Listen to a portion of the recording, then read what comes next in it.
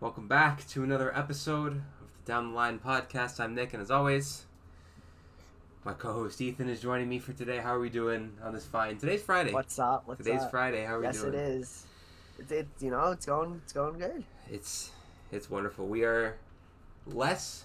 We're just over a week away from some playoff baseball. I think a lot of teams have 9-10 games left right now, depending on the team. We got some really interesting stuff to talk about in terms of playoff races and all that. The best part of the season is approaching, but there's something massive that we got to talk about first, man. Yesterday, you know the news. Everyone in baseball knows the news. The greatest pitcher of his generation, Clayton Kershaw, announced his retirement at the end of the season. Hats off to him. Absolute legend. We wanna take some time really quick. We wanna fully talk about some Clayton Kershaw really quick. I wasn't actually really expecting the news, to be totally honest with you. I was kind of caught off guard by it. It's something that you kind of thought was going to probably happen. If it wasn't this year, it was probably going to be next year. Like this is last year, but it definitely feels, it didn't feel real until it was officially announced. Yeah, I remember even when he was in the All-Star game, they were saying his last All-Star game, and then they said, oh well, maybe not his last one, whatever, right? But I don't know. I feel like I'm just so used to people of that, or players of that caliber. That for a fact that they're retiring way earlier than that, because it's almost the end of the season. The season ended. Yeah. The season ends a week and a half, less just give or take, right? The regular season at least, and then obviously playoffs and stuff. But he announced it right at the end of the season. Miguel Cabrera, I don't know if you actually. I guess you call it a farewell tour for Miggy, but the whole season that was everyone knew because it was announced way early, right? If I remember, it might have been before the season started, spring training or something like that. I don't exactly remember when he announced it, but it was way earlier than what we got from Kershaw right here. So it was a little caught me off guard a little bit. Another thing is that Kershaw is not that old when you think about it. What is he, 37, 38, something like that? Yeah, I believe he's 37. Yes. And to put that into perspective, yeah, he's 37 right now. He turned 37 in March of this year. And to put that into perspective, you have Max Scherzer, who's in his 40s. Justin Verlander is 42 and he wants to pitch another year at least. Just to kind of put something like that into perspective. I don't know. It's just an interesting thing. And granted, this is not the same type of career as those two. The second half of his career, he kind of got cucked hard by the injury bug, which is kind of unfortunate. But we still got so much good Clayton Kershaw. I was lucky enough to see him live. One time I saw him. It was 2016. The Dodgers playing in Toronto. I caught a start of his live, and I'm pretty sure he went 6-7 innings, allowed one run or something like that. He threw a gem. It was beautiful. It was kind of majestic. He doesn't, and that's the thing. He doesn't need a farewell tour. The farewell tour was him putting on having an insane season at this age. Yeah, we talked about that a few years ago, a few episodes ago. But he's really good because he's been obviously in the last few years, even with the injury bug, even if it's a year 2022 where he only pitched 120 innings, he was still putting up really good value. But last year he only pitched 30 innings, and albeit it's only 30 innings, but he was kind of just okay in those 30 innings. But then this year he was a legitimately just really good starter at the age of 37 after having countless amount of injuries in the second half of his career. Hats off to him, man. And obviously it's tough when he's a defining player of his generation too. He's a defining player of 2010s baseball. He for sure is the best pitcher of his generation. There's an argument that he's the best regular season pitcher ever. A good faith argument too. Yeah. I'm sure you've seen all the tweets where people are posting his stuff. Discrediting him, yeah. And it's just, here's the thing at the end of the day. Postseason's hard. It's not the same thing. And obviously he doesn't have the same numbers in the postseason as he has in the regular season. But, I mean, we're not gonna act like he's the only pitcher to have that issue where the stats are worse in the postseason. Exactly. Like I can find a lot of really bad postseasons from him. I can also find a lot of really good postseasons from him. I can find the 2020 playoffs where he was great. I can find the 2015 playoffs where he was great. You know what I mean? 2013 where he was great. You know what I mean? Like I can find good and bad ones. But like I don't know if you've seen like the how people are like really putting his career into perspective. Yeah. His ERA minus, which for anyone who doesn't understand, that is like basically ERA, but it adjusts for like league average, ballpark factor, all that stuff. It's basically like WRC plus for pitchers. The lower the number, the better. He has the best ERA minus among any pitcher with 2,000 plus innings ever. Better than Pedro Martinez, Walter Johnson, Lefty Grove, Roger Clemens, like anybody. Christian Mathewson, Sandy Koufax, Cy Young, like he's got it. And his FIP minus, which again, same thing, it's FIP, but it's like ballpark and league average adjusted. It's actually the third best of all time. Pedro Martinez is one of the two pitchers that has him best of that mark. You want to guess who the other one is? Is it another Dodger? It's not a Dodger. Because I was going to say Sandy. It's Sale. It's Chris Sale. I mean, wow. That's also guy who's getting up there in age. Also, respects to Chris Sale. He's an absolute dog. But Kershaw, man, shout out to him. I love Kershaw. That's always been one of the guys. Yeah. That's always been one of the guys. Like that's like an impossible. I feel like he's like an impossible player to hate. You know what I mean? Like, I feel like some players some players aren't as liked by certain people because like they have what people will call like an attitude, like how people at one point really didn't like Bryce Harper. Kershaw was really never like that. Also, some of his peak, man, was like absolutely ridiculous. He was the last pitcher to last not Shohei Ohtani pitcher, because I don't really think that counts in the same breath as what I'm talking about. The last pitcher to win MVP, which was that was him in 2014. Absolutely ridiculous. So, shout out to him, man. Absolute legend. One of the best to ever do it. Again, like I said, might be the best regularly season pitcher of all time. And I do not think that that's like an outlandish thing to say either. Like, no, I don't think it is either. For peak totality, when you adjust for era and everything like that, he might be the best. He might be. And it's crazy to see now, like in this day and age, a guy performing like this when his fastball doesn't even hit 90. That's another thing that's crazy. Like the league has moved so far towards like velocity and just like stuff and just like how nasty a pitcher is, right? And that's not to say that he's still not nasty, but a guy whose fastball is like that slow, on paper you would expect someone like Kershaw right now. He's in the second percentile in fastball velocity, 89 on average. On paper you would expect a guy like that to just get hammered, right? Yeah. And admittedly, his fastball isn't like that good right now. Like it's a negative run value according to Statcast, but he's still getting really good value from his solid value from his off speed and really good value from his breaking pitches. That curveball, man, will feed families for generations. That curveball, that's ridiculous, just a beautiful pitch, and we could do our our MLB Twitter clickbait, all Bo and Vlad's reactions to Kershaw's curveball are priceless, but they intentionally dropped this pop-up.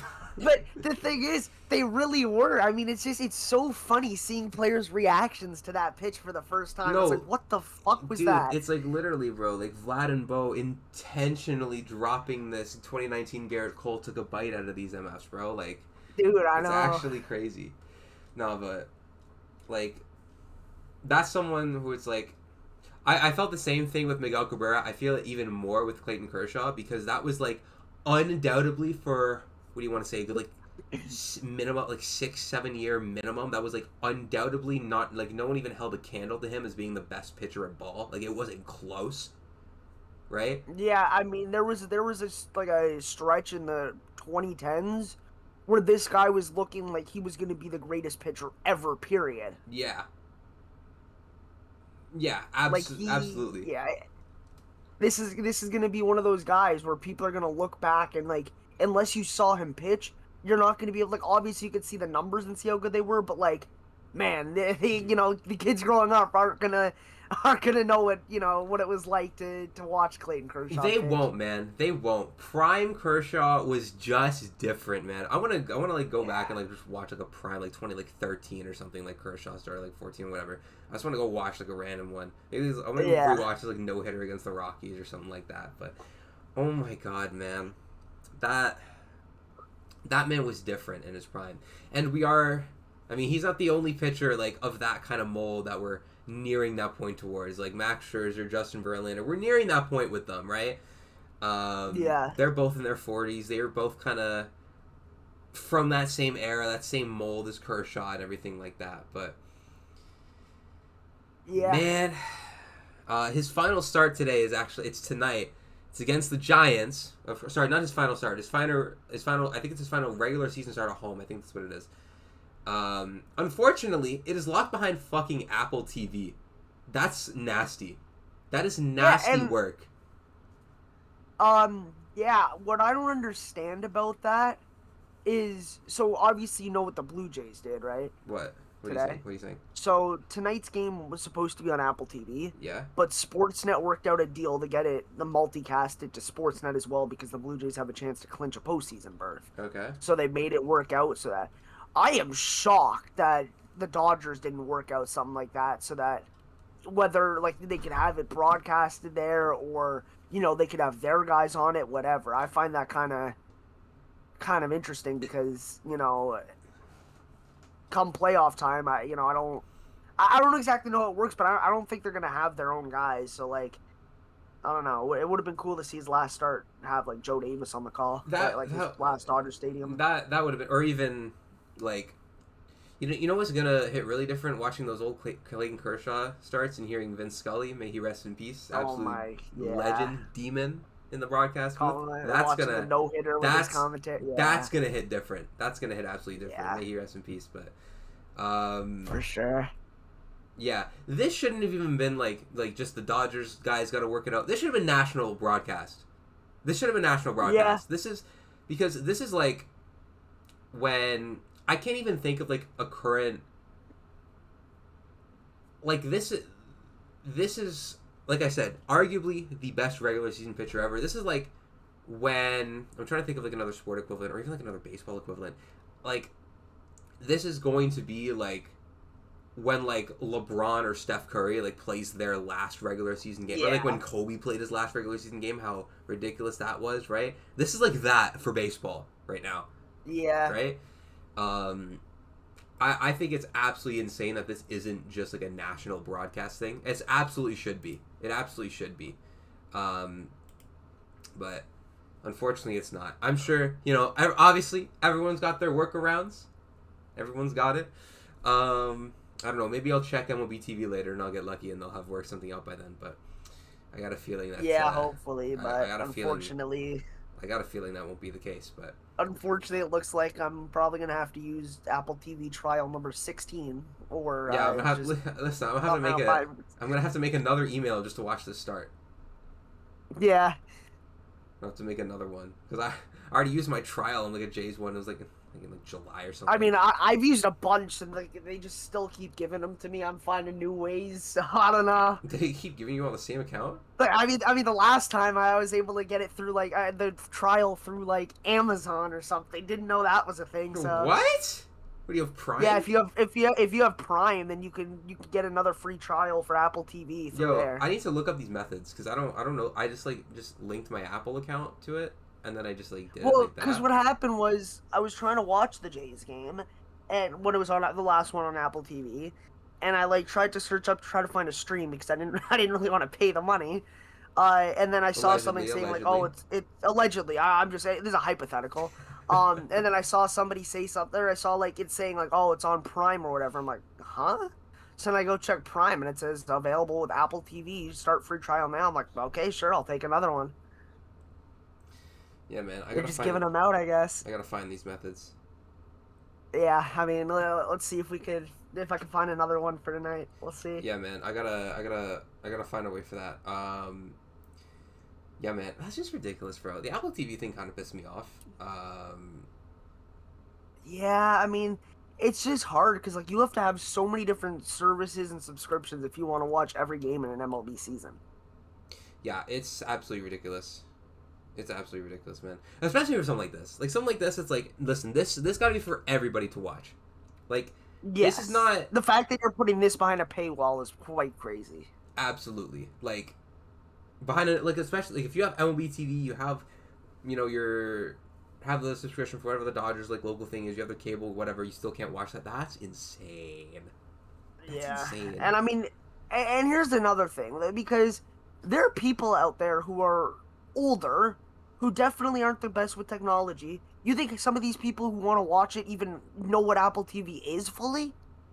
Honestly, like, you're right. You're right. There's probably a lot of fans that have no idea what Apple TV is or how it works or anything and just wants to watch the game. And they're like, oh, I can't find it. I guess they don't play today. Unironically, like, you're right. You're actually just very right.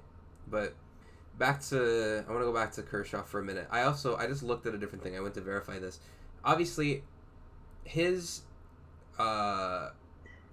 career ERA is 2.54, right? That I think that's like if you go to like qualified pitchers since like 1900, I think that's like 20th all time. But it looked like a lot of the other guys were like obviously not league adjusted. Those guys are striking out like 2-3 batters per nine. Nobody was hitting home runs. If you place that into the current landscape, that ranks 4th in baseball. That's his career ERA. Would rank better than all but 3 pitchers currently. Is ridiculous. That's insane, bro. Yeah, definitely. It'd be better than like almost any. Like imagine like the season that Yamamoto's having right now, but he did that like 15 times. It's just unbelievable, and like it's hard to even grasp that. It is like I don't know, man. And obviously, like we have such insane pitching talents right now, and pitching is like low key the best it's ever been. Like if you drop like a lot of like elite modern day starters, or even not even just starters, relievers, pitchers in general. You drop them back 100 years ago. Hitters back then, even the best, are gonna shit their pants when they see like a Jacob Mizorowski slider at like 97. Like they're gonna shit themselves. There will be fecal matter in the batter's box. Like someone might have to get carted off the field just like there. You seen the videos where like Michael Jackson comes up to perform and he just stares at all the people and they start fainting. That's what's gonna happen when they see. That's what's gonna happen when like Emmanuel Clase throws one pitch. That's what's gonna happen when they see Clayton Kershaw's curveball. That's what's gonna happen. Yeah, I mean, I'm looking at some year-to-year averages, and it's just like if you're looking back in the 40s, the average strikeouts per game for a pitcher would be like 3.5 or lower. Because I was looking at this yesterday because like. Again, like I said, given that framework, Kershaw's ERA with like minimum 2,000 innings pitched, going back all the way since 1900, his ERA all time in that span ranks 21st of all time. But you look at a lot of the guys ahead of him, the highest K per 9 is 7.11. Then it's 6.43. And then it's a bunch of like guys hovering around 5. There's some sub 3 K per 9s. All the home runs per 9 are like hovering around like 0.1. Because like people just like didn't hit home runs back then. Yeah. Which is why I went more to ERA minus because it's like league adjusted. Yeah. Here's a funny stat I just found that has no correlation, but it's just fun. Let's hear it. What was happening in 1988 where the box per like game or like per pitcher were higher, like were over double higher than any year ever? That's an interesting one. What was happening in 1988? Did they start like cracking down? They must have. Commish must have said, "Listen, you got to get on that." Also, we need our box. Yeah. Also, another cool thing that I saw. I haven't fact checked to see if this is correct, so I very well could be spreading misinformation. But honestly, I don't care. I'm here to glaze Kershaw today. Shout out at Passin Jim on Twitter. This tweet reads, if Clayton Kershaw allows 146 earned runs to cross the plate before he records another out, he would still have an ERA below 3. Jesus. That's ridiculous. He should just do that for fun. That's ridiculous. Imagine he just starts like hitting batters for fun. Yeah. That's like just throws at 50.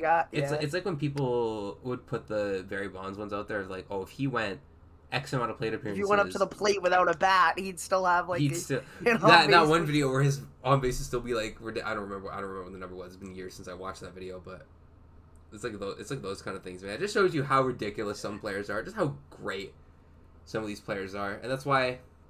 Listen, I'm a greatness enjoyer. I don't like to tear down. I don't like to say, well, this guy's a fraud, this or that. If you watch the pod, you know me. I love to gas, right? So we got to appreciate greatness. Because listen, Clayton Kershaw, I obviously now we know not even just him. The greats of the current game today. You want to go the young guys, even like a Juan Soto. They're not going to be in the league forever, man. They're not going to be in the league forever. Eventually, they're going to have played all the MLB baseball that they, are going to be playing. So it's important to appreciate the great players while they're here. So again, we will probably be finding a way to get that Clayton Kershaw start tonight. So we'll be figuring it out. Apple TV, I might have to finesse. I have to pay. I mean, honestly, it's worth it for this. Honestly, valid. Or listen, a finesse might be in order. So that's a good amount of Kershaw glaze right now. I want to talk about something else really quick. So obviously we're really closing in on the playoffs. I want to talk about some updated playoff race stuff because there's some really interesting things going on. I'm sure that we've seen some very similar things. Yeah. You remember how the Guardians, Tigers? I mean, you were like, they're playing unbelievable. I was gonna say the same. That's exactly the race I was going towards. You remember the Tigers were like 12 up, and we were like, yeah, they got it. It's like not even close. The Guardians are like 3.5. They're 3.5 back, and it's a combination of two things. The Guardians have been playing great. The Tigers have also been slumping. All I'm going to say is this. I'm going to say is this. They're 3.5 back after they finish against Minnesota. They have a series against them this week. They have a 3-game series against the Tigers. That's going to be must-see TV. That's going to be must-see TV. Because that legitimate, they have a legitimate chance. That's crazy. They have a legitimate chance to swipe the division. They've been red hot. They've won 7 in a row right now. They've won 9 of their last 10. I think before that they had won 5 in a row, so that's, what is that, like 14 in your last 15, I think, if I'm doing my math right. They're on it right now. Yeah. They are on that. They're coming for that ass right now. They are coming for that ass. Detroit, listen, if y'all want to hang on, y'all got to lock in. They did, they just swept the Tigers, too. That's the other thing. They just swept them.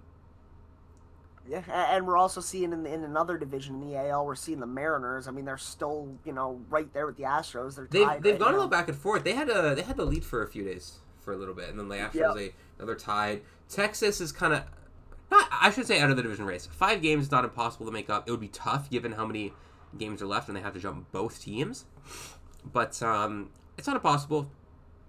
It is not looking super great for Texas, admittedly, but that Cleveland race is really interesting. And they're not even just that, they're really close in a wildcard spot. They're a game and a half back of the Red Sox right now. That would be such a crazy comeback, because we were talking about them as potential soft sellers at the deadline. People were talking about Stephen Kwan getting traded. You remember that? Oh yeah. People were talking about that. People were talking, obviously they traded Shane Bieber, not that he was contributing for them this season anyways, but what if they had him now though? There was some very light talk of Emmanuel Clase getting traded before that thing happened. Those were kind of the talks around this team mid-season, and now they might swing back into a playoff spot, and it's kind of crazy, man. It's kind of crazy because we were kind of talking about how this is a team that over the past few years, they're a team that never seems to go away, right? Yeah. Even when they were winning the division consistently, even when their rosters weren't quite as good, it's just they're finding a way. There's some pretty insane power of friendship vibes with the team right now. By the way, before that 14 of 15, I'm pretty sure they were sub 500 before that little streak. I'm pretty sure. Yeah. If my math is right, they were sub 500 before that. Yeah, because they're 10 up right now, 10 over 500. Yeah, so 14, 15, yeah. Sense. Yeah, that's what that series against the Red Sox. They were at the start of the month, they were sub 500. And now, literally, just over 2 weeks later, they are knocking on the Red Sox door. Which is September 1st, they were literally 500 then they were 2 games back of the Royals, and now they're 5 up on the Royals. Listen, man, they're coming. They're coming for that ass right now. There isn't much else you can really say on that. They are coming for that ass, man. Yeah. Also, like, the Tigers slumping is kind of a thing. Obviously, if you want to make up the ground, you got to win the games. Obviously, and that's what Cleveland has been doing. They've been doing that almost as well as like anybody in baseball. Since the time period, like they've just been absolutely just killing everybody. They're like everything has just been clicking for these guys. Shout out Kyle Manzardo, man. He's got a 154 WRC plus in the month of September. He's hitting damn near 300. He's hitting 288. Has an on base just over 380. Slugging over 500. Obviously, Jose Ramirez is doing his thing, but like you always expect. That's expected at this point. You always expect him to be doing his thing. They got it right now. Something is in the water over there in Cleveland. Whatever it Hopefully it's not from the Ohio River. I really hope it's not. Even other guys like Bo Naylor, Angel Martinez is doing really good right now. Shout out to those guys, every single one of them. That group is clicking right now. They got it. Yeah, they got it. Their pitching has been great too. And there's no better time to get hot. This is probably right now. Aside from the actual postseason itself, this is probably the best single time you could get hot. Yeah. Yeah, and their pitching has been ridiculous. Tanner Bibby has been putting on his Pedro Martinez cosplay this month. Joey Cantillo has like a sub-1 ERA. Like Gavin Will, like their entire staff has been really good too. Like they're just I just got a phone call. I'm gonna be pitching to a 2 ERA for them soon. I heard. Yeah, man, it's ridiculous from these guys. They got it. They absolutely got it, man. And you know what? We're seeing another really similar thing happen on the National League side because the Diamondbacks are only 2 games back of the Mets for that last wildcard spot. Yeah. You remember when the Diamondbacks traded all their best players? They traded Merrill Kelly, they traded Gino, they traded Josh Naylor. Oh yeah. And they were looking like hard sellers. This and that. Even like some around the edges guys, like you remember they traded Randall Grichuk. Not that that's like a super impactful one, but that's the kind of shows you where the team was at then, right? Yeah. They're on a little run right now. Their last 10 games haven't been quite as great, but they've been on a little run right here. They kind of got it. They were pretty good in August. Also, it doesn't help that the Mets have just been like awful the last little bit. You remember they were like 30-15, whatever, for the first like month and a half of the season, and they've been like legitimately just like terrible since then. Yeah. It was just like, it's funny because this is the exact opposite of what happened to them last season, because you remember they started really bad last year, and then second half of the season they were like one of the 3 best teams in baseball, and that propelled them to the NLCS, almost made the World Series. This year they're having the opposite effect. I remember this is during their first like really bad loss streak of the season. I was trolling Nick and I was like, yeah, don't even worry about it. Like, dude, they're gonna just comfortably make a playoff spot. I was just trying to rage bait them, and now they like actually might miss the playoffs. And I'm like, oh shit. That might have been me. That might have been my my bad voodoo. I'm getting up in there, man. But dude, that team has not been great. That team has not been great, man. And like, no. Obviously, we've seen things with them. Obviously, you remember when Kodai Senga, they optioned him after he was ridiculous to start the year. He missed the first game with an injury, then he came back. He was ridiculous. He struggled the other day, I think yesterday, in a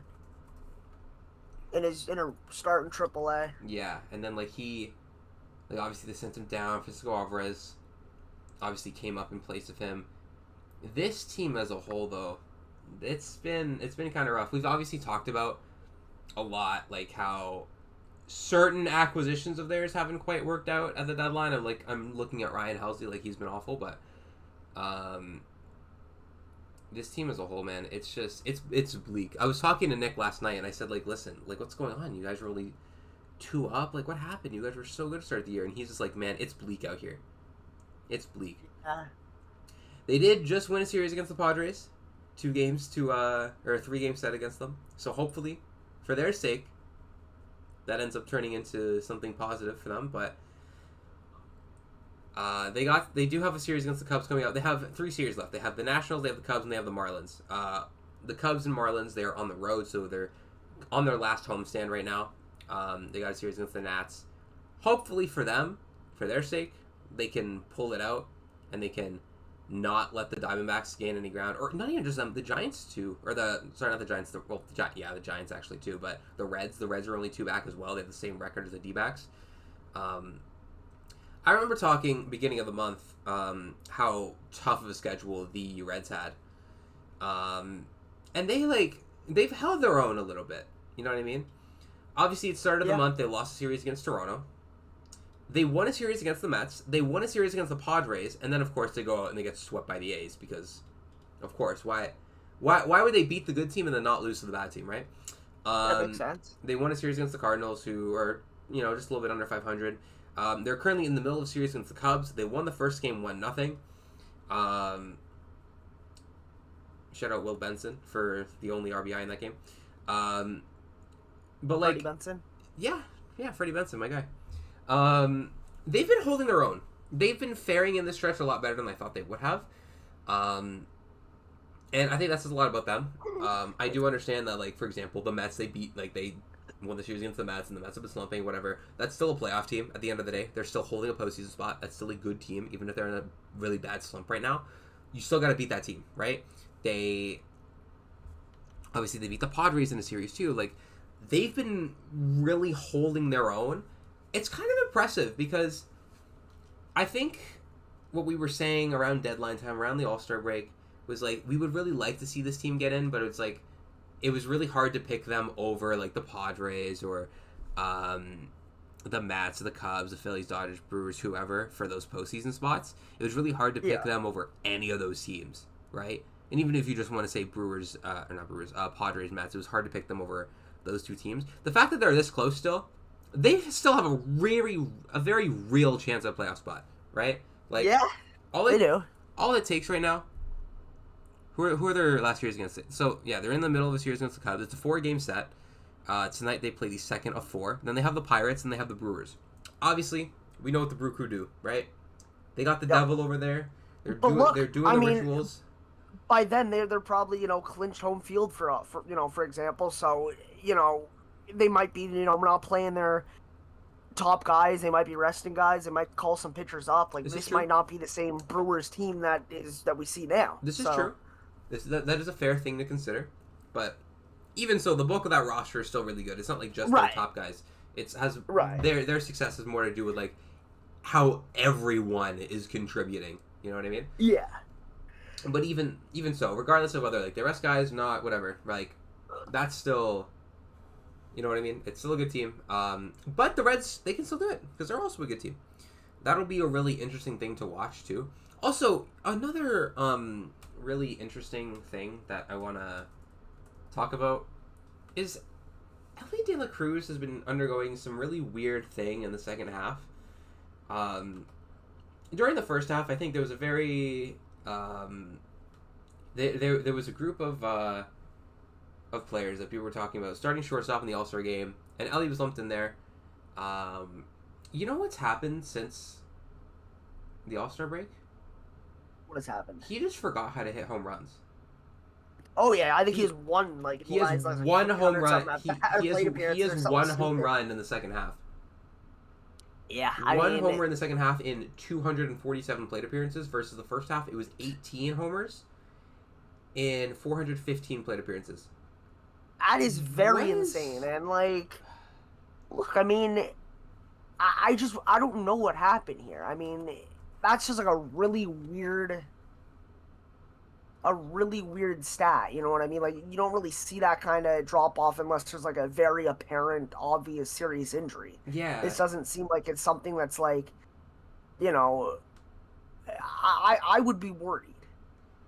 Yeah, it's a really weird thing because especially a player of this, like, you know what I mean, of this caliber. Yeah, and I mean, it's not like it's just his home runs. It's not like he's putting up like 125, 130 WRC plus with no home runs. It's like in the 60s in the second half. I think he's walking less. He's striking out more. He's hitting for contact less. He's getting on base just like significantly less in general. He's just, I don't know. Right now, it's kind of like the hits he does get are singles. And then even then, it's like they're not coming as much as you would like. Yeah, his walk He's kind of percentage. turned into like, I don't know. He's kind of, for a lack of a better term, he's playing like Chandler Simpson right now. Yeah, For his lack of a better comparison. Chandler Simpson if he couldn't hit the baseball. Yeah. If you took the one good skill that Chandler Simpson has and you take it It's away, more so that's been in the the second half sense of of the Cruz. he's not walking, he's not hitting for power, he's not hitting extra bases, definitely not hitting home runs, but he's fast, he steals bases, and he's a below average defender. Yeah, like his walk rate is down 2%. His strikeout percentage is up about 4.5%. His average is down like 60 points. His on base is down. What is my math here? About 70 points. His slugging percentage is down like 170 points. His OPS is down over 200 points. It was 854 in the first half. That's really good. That is really good. That is all-star worthy. It is 613. It almost starts with a 5. That is awful. Great. That is like not even like a major league player like caliber. You know what I mean? Like that's bad. It's not looking good for him right now. Hopefully for his sake and like the Reds' sake in the last like little bit, you know, they're able to turn it around a little bit. Something. But he's able to turn it around because that would obviously really help them in the very close playoff race they're in. Help them jump the Mets and even the Diamondbacks too. They're gonna need it, man. They're gonna need it. I don't want to say that it rides fully on him because like there are 27 other players on the roster currently. But if you get not even just like first half lead, even if you just get him to be like a league average hitter, which I do not think is asking a lot of him. No. That would be such a massive boost compared to what they have been getting. Yeah, unless he's obviously playing with an injury that has been undisclosed. Which is very possible because Anthony Volpe's been playing with a partially torn labrum for like I think since like May, and like we only found about it like a couple weeks ago, I think, or like a week ago or something like that. Yeah, it's very recent that we found out about it. Which I can't lie, it explains a lot. You know what I mean? That very well could be the case with Ellie too. We have no idea. We're not in these locker rooms. Yeah, it's just rare that you see a guy who's performing like that in the first half, just out of nowhere, without getting hurt, without any like, you know, any cause or effect. Just kind of do this, like just kind of be like, all right, I'm not going to do anything that I just did the first half of the season. Exactly. Like usually you get it like if someone's like gets the yips or whatever, usually you don't see it like this, like first half half thing. It's like they come that's up, the thing. They're really good in their first like year or two, whatever, and then like year 3 or 4, something like that, you just lose it. You know what I mean? But that's the thing. Like this is kind of like different. You don't really see the first half, second half splits like that. It'll be like, okay, you know, he's cold, he's hot, he'll have some good months and then an off month. But it's like it's strictly nothing more than first half good, second half bad. That's all it is. Yeah, sometimes you see it where it's like a player's like really good in the first half. They maybe slump in like August, and then you know they really and then maybe pick it up. But the overall numbers for the second half aren't too bad. Like maybe they'll be like if that was the case, he'd be like an 85, 90 WRC plus in the second half compared to 64. It's like think about Aaron Judge in his rookie year, how ridiculous he was in the first half, and he went on that big August slump, and then he just like in September he was like really good again. Like I don't know if you remember that because I mean like that was a long time ago, but that's just one that sticks out to me. Like he was really bad in August that year after being like ridiculous in the first half, and then September it was like okay wait never mind, he's back, he's got it. That's like what it is right now. His WRC plus in September right now is 35. 35. That is that is insane. That is ridiculous, man. Like I don't. That's not good. I mean, that's awful. It's not even that it's not good. That's just you can't have that from your superstar. If a player was doing that for a full season, even if you want to go the 64, like in for the whole second half, look what he did in August. You have to be so good at everything else to get a chance at making a major league roster. You know what I mean? Yeah. As of the second half, he just has not been a major league caliber player, and I don't think that's very harsh to say either. That's just like a very blunt truth. I'm not going to sit here and act like I think he's horrible, because obviously, like, we know he isn't. We've seen it from him, but he's just got to figure it out. Hopefully, for his sake, that comes. And honestly, not just for his sake, for the sake of baseball, because he's such an electrifying and fun player too. When he's on, he's one of the most fun players to watch in all of baseball. So Oh, for yeah. everyone's sake, for everybody's sake, for his sake, the Reds' sake, the whole league's sake, I hope that he really gets it going, because that's just baseball is better when Ellie De La Cruz is good. Respectfully, Yeah, it is just I like agree. that, We man. need, you need these superstars to be superstars. Absolutely, man. It's like that, man. Um, Another thing, um, kind of still related to like playoff stuff. There have been some interesting injury stuff that have been happening with certain playoff teams. A few players are like out for the rest of the regular season. The big ones are Jordan Alvarez for the Astros and Bo Bichette for the Jays. I'm assuming you saw the Alvarez play, right? Where he like messed up his ankle crossing home. Oh, at home, yeah, that You saw looked that? That was awful. bad. That looked. That Ugh. looked so bad. I've like obviously not in like a high stress, like high pressure situation like that, but I like had that type of thing playing basketball, and obviously Yeah. not the same. Obviously not the same severity, considering he's not going to be playing the rest of the regular season. Or he's sorry. I don't know if I don't. Sorry, I Yeah. don't know if we know that for sure. I think they just said he's out indefinitely, which probably means at least the regular season minimum. Yeah. But that's tough. That's a rough one. I saw that and I like. Oh, I could like feel it. I could feel it in my body when I Yeah. saw that. It was one of those. It was a rough one to watch, which is a really tough blow for them for a few reasons. Number one, Jordan Alvarez is just kind of ridiculous, right? Yeah. We know that probably when he's healthy, he's one of the. If you want to be like very, if you want to be conservative, you can say he's like a top 5 hitter in baseball when he's fully healthy. If you want to be really conservative with your statement, right? Yeah. I don't Um, think that's that insane to say at all. and the other thing is with him, he missed so much of the first half of the season too, and then he came back and he was on fire. He was hitting like 370, his OPS over 1,000, WRC plus over 180. He was such a big boost to this Astros lineup. He was striking out pretty much, or walking on pretty much as much as he struck out, which is like insane. And then this happens, and that is a big, big blow to For an sure. Astros team that is fighting for their lives in terms of the division race. And not even just that. If you want to assume that they fall into the wild card race, they're not that far ahead of Cleveland, right? No. I think they're like 2.5 ahead of Cleveland. I think, if my math is right, I think they're like 2.5 ahead. Um, they're not that far ahead. So if they like fell behind the Mariners, there is a real chance that they could get jumped by Cleveland. Which is kind of crazy to think about, considering how they've pretty much held that Right. division lead for like 95% of the season, probably even more than that, to be honest with you. And going to the other one that I talked about, Bo Bichette for the Jays, that's another really tough one because he again was also on fire. He was having one of the best offensive seasons of his career in a guy whose career generally so far has been like just defined by like his year-to-year consistency, barring like the weird 2024 half injury fake season. You know what I mean? His career has mostly been defined by his year-to-year consistency. Like from 2020 to 2023, it's been like in the range of like a 120 to 130 WRC plus. He's getting a crap ton of hits. He's hitting almost 300. You know what I mean? And this year was no different. In fact, offensively, it was even better. He was, excluding like his really short stint in 2019 where he played like 40 games or whatever it was. He was in the midst of like a career high in WRC plus.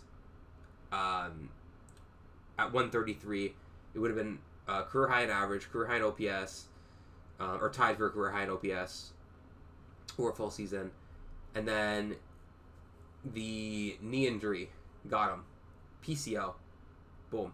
He won't need surgery, but he is not going to be playing for the rest of the regular season, which mostly just impacts their division chances. Granted, for this team, it's not. I don't think this one is quite as brutal as the Jordan one, because if they fall into the wildcard race, like, they're fine. You know what I mean? They're not going to fall out behind all these teams. I mean, they theoretically could, but it's like the amount of things that would have to happen for that. It's like the scene in Infinity War where Doctor Strange looks at all the things and he's like, "How many do we win?" He's like, "1." And you look at like 14 million realities. Like that's the amount of things that would have to happen for them to fall out of a playoff race. So it's pretty much certain at this point. I'm pretty sure Fangraphs has their playoff odds like probably 100%. I'm pretty sure. That's why I say this one isn't quite as brutal. Also, like Jordan's just like that ridiculous of a hitter. They are saying he could return in time for the playoffs, which obviously would be a big boost to this team. If they do secure that top division spot, they would get a bye, which would be even bigger for them in this regard, because that's just another series you don't have to play without him, you know? Exactly. Exactly. That's just another. Because last thing you want to do is you go in. Let's say they dropped the wild card one, they would play. If they started right now, let's say you swap them and the Yankees in the standings right now. You just give them the wild card one. You give the Yankees the division. If it started right now, they would play the Mariners in the first round, right? The Mariners, number one, they've been ridiculous recently. Also on paper, they might be the best team in the AL. Also, by the way, Mariners Astros series starts tonight. By the way, I don't know if I mentioned that earlier. That's another big series. That's a huge one. I'm excited for that. Obviously. That's also gonna be must-see TV. I hope that one starts earlier. What's the start time on that? It starts at 8. Okay, I'll catch some of that before the Kershaw start. They would play Seattle right now, which is a big blow because you are missing one of your best hitters, who also has been electric in the second half. He has been lighting everything up. He has a 176 WRC plus in the second half, hitting 370, by the way, in the second half. OBP over 400. He's OPS almost 1,000. It's 989. He has been killing it, right? That is a bat that is no longer in your lineup come playoff time, right? Or assuming that he's not there in a series against the Mariners, whatever. Especially a team that good. Even if you say it's the Astros, regardless, these are really good teams. Or the Red Sox, even if the seeding works out that way. You want all your best guys there, right? And again, injuries are part of the game. So it's not to say that if they lose, you can just say, oh, well, they didn't have Bo Bichette. Or if the Astros lose, you can just say, oh, well, they didn't have Yordan Alvarez. Because everyone's at this point of the season, every single person is going, or every single team rather, is going through injuries. No one's fully healthy at any point in the season, let alone at this point when the wear and tear is taking effect. And it's just injuries can't be used as an excuse. Exactly. Unless there's an extremely rare case, for example, let's say Judge, Fried, Bellinger all go down with injuries, and they miss the playoffs. I'm not saying I want them to happen. Hypothetically, that would be an excuse. That would be different. That'd be different. It would be like, what the hell are you supposed to do there? But if you're missing a singular player, great teams, even good teams, find their way still, and they'll be able to, have somebody step up. Exactly. They'll be able to fill it. So exactly, because that's just Even though a big injury like this, Bo or Jordan, it obviously would be a very big blow to each team's lineups respectively. Yeah. They are only one player, right? And baseball is the sport where one player probably matters the least out of any sport. Basketball, a single player can impact the game a lot more 100% than a baseball player. Yeah. Hockey, I'm going to assume, is obviously it's definitely more so than baseball in that sense. I mean, you would know better it's one of those things where if you lose one of your star players, I think in football, the only thing is if you lose your quarterback. If you have a star quarterback, then but if you're missing just a singular position, let's say you're missing a receiver, a linebacker, that's definitely more manageable. Mm-hmm. But I definitely think baseball's the one sport where it's kind of you lose a player doesn't really mean you're done. Yeah, a single player does not impact a single game as much as any other sport. Yeah, any other sport. Except for a given game, a starting pitcher probably has the most impact, but again, they only pitch every 5 days. Yeah, that's the thing. There's obviously cases where you could have a player who hits 4 home runs, and obviously they impact the game. But from every day, from a game to game basis, you need a whole team. That's why the Angels with Shohei and Trout did not make the playoffs in one time. Because with baseball, because the rest of the team was just awful. That we know this. We've been knew this. Because with baseball, if you're not hitting a home run, the way you score is your teammates have to hit you in. Exactly. So it's kind of like you're relying on the teammates. Whereas, let's say football, you can have a running back just run 90 yards for a touchdown. In hockey, you could have a guy just go from one end of the ice to the other and score. In basketball, you can have a guy just ISO for 20 seconds and then drain a three, right? It's like you can't like, and obviously in baseball, you can have like a solo home run or something. But at the end of the day, you still need, to score other ways, and you still need your team, and you also need pitching. Yeah. So that right there is two players right there, one hitter and one pitcher. So exactly, like if I hit a leadoff double, the next three guys could all just strike out. They can all strike out, weak contact, whatever. I don't get around to score, whatever, right? But at the end of the day, you still did your part. You hit the leadoff double, but it won't matter because your team didn't do the rest, right? It's all dependent on everything. One player cannot do everything, which again is why these injuries are big. But at the end of the day, you cannot just rely on the injury thing. Imagine it doesn't really happen as much in baseball. It happens a lot more in the other sports, I feel like. Well, like imagine like a team went down, they're missing their star player, like their star shortstop, third baseman, whoever, right? And then it's like, well, we didn't have this guy for the series. What if we blah, blah, blah? And it's like you just did that cop-out every single time as like a GM or something like that. And it's like, man, like what are we doing? Do you remember the, I guess this isn't quite the same thing, but do you remember the one DeRozan interview where it's like, well, if we had LeBron on our team, we would have won too. Yeah, that's one of the funniest quotes ever. That's ridiculous. Like he's not wrong, but like. But it's like, brother. You're not wrong, but your job is to beat him. So. Man. It's like, brother, that's a quote, alright. Unrelated, but did you see the lyrics from Drake snippet on DeMar? I did.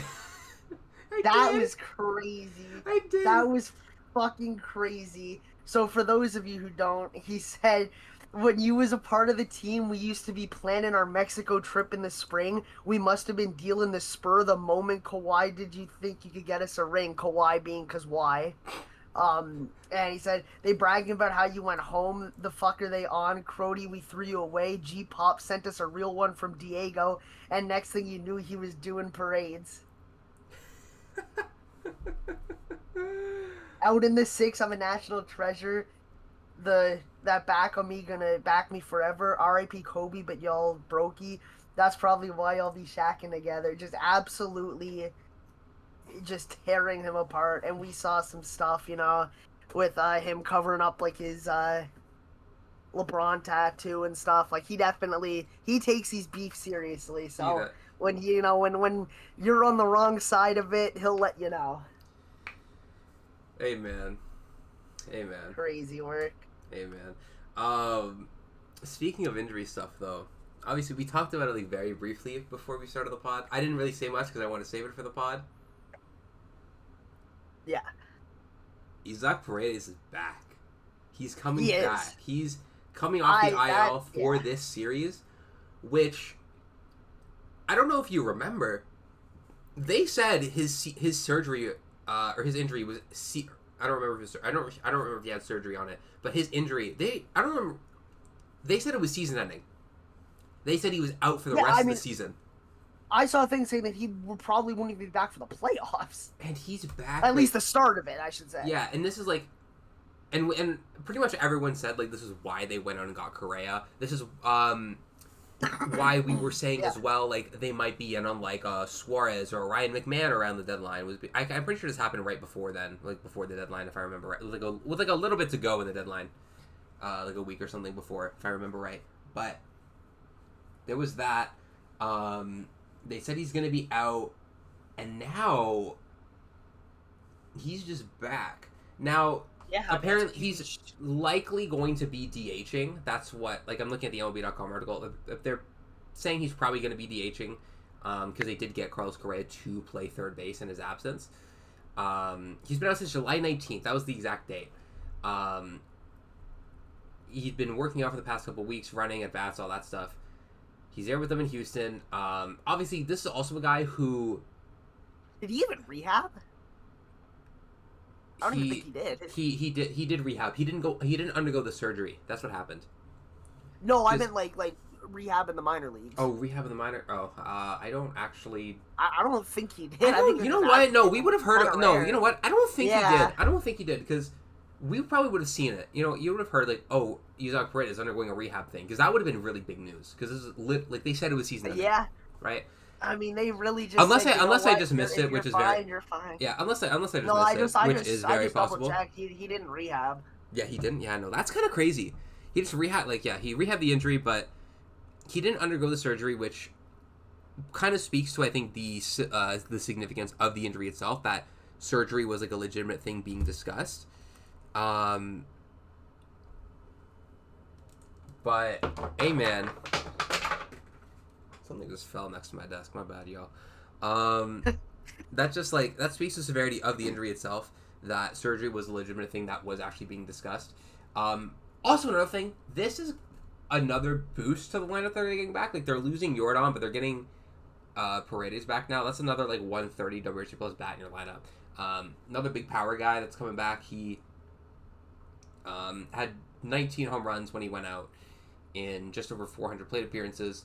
So you are definitely getting some pop. You're getting some pop. This is a pulled fly ball demon. Obviously, we know Crawford boxes, all that stuff, right? They're getting a boost with him coming back. Hopefully he like is himself. I really hope this isn't a case where he just like really rushed back. You know what I'm talking about. Like when you see someone come back and they're really not ready to come back, and you can see it in their play. You can see it in their swings. All that other stuff. I really hope that's not the case, but this is... That reminds me, did you see the Santander home run yesterday in his rehab game? Yes. Did you see him take 45 seconds to I was going to say, that long-ass home run trot. So, I'm still so confused about that. Was he just, like, shit-talking? I don't even know. I didn't like, fully watch the trot. I was just like... Yeah. Damn, he took a sweet-ass time, whatever, right? That's pretty funny. Would have been the fastest by over like 10 seconds because the slowest, I mean, because the slowest was Hoskins at like 30 something seconds and his was like 45. I didn't even like. I've never paid attention to home run trot times. Like, I didn't even know they like actually kept track of the times. Yeah, I told my dad. He said that seems like a waste of time to track. I mean, you know what? Why not? Why not? It ain't hurt nobody. It ain't hurt nobody. So. That's true. I mean, respectable for that. How would like something that he is rehabbing? We don't know how close he is because we've been hearing so many different things over the course of the season. There was a good while where we didn't think it was that severe, and then it was like, oh, he like kept saying, oh, like you know, he's got to do this, and then for a while, everyone thought he was just done for the season, and now he's just rehab assignment. That would, in theory, be a big boost for Toronto as well because, obviously, we know that's a really big power bat. He didn't play like it at the start of the season, but we know what he's done. We've had like multiple years of him being a really good power hitter. Obviously, last season he was he third in baseball in home runs? It was 44, I think I know it was 44. I think he ranked third. And then before that, we've seen him hit like 30 home runs, all that. We've seen him be a big power hitter, right? I think their potential positional alignment gets a little bit interesting if he does come back because you do have like a lot of Springer DHing, right? People are saying if Bo comes back, he's gonna DH, right? So it gets really interesting. Even before the Bo Bichette injury, it was like, oh, who do you send down for Santander? I saw Griff at JRAM the number 2 at TBJ. Great guy. Follow him. Great follow. If you don't, great follow. He said that this is how you work around 3 DHs. So catcher Kirk, first base Santander, second base Davis/Ernie, shortstop Jimenez, third base Vlad, left field Springer, center field Varsho, right field Barger/Davis, and then DH Bo, and that works. Hey man, third base Vlad in 2025. I don't know how I feel, but like, I think that's the best thing because you don't want to have Santander in the outfield. You don't necessarily want to have Bo at shortstop. So it's kind of like that's the best way. And if you can just get away with just at bare minimum average defense at third from Vlad, then this will all work. Mm-hmm. You just need him to not cost you. That is a pull. You know what I actually really like about this? I love Andres Gimenez at shortstop. I'll be fully honest with you. I mean, he's been incredible. I'll be fully honest with you. I think even from the start of the season, he should have been the shortstop. Bo should have been the second baseman. I'll be fully for real with you. I do hope that, like, beyond this season, Andres is, even if Bo comes back, I do hope that Andres is the shortstop going forward. I really, I've been someone who's really critical of Bo Bichette. That still is my guy. I have a framed signed jersey from the man. I've seen him in minor league games in person. Like, even if I'm very critical of him, that's still the guy, right? You know, I've been on this. How long have I been saying this, that they should move in the second? Like 4 years, 3 years. I've been saying this for years. You know this. You've heard me say it multiple times. At a certain point, let's do it. Let's do it, man. It might be a tough thing to convince him on for agency, admittedly, because he might be like, well, I want to play shortstop. Maybe. I'm not actually in his head. I'm not in his camp. I don't know. I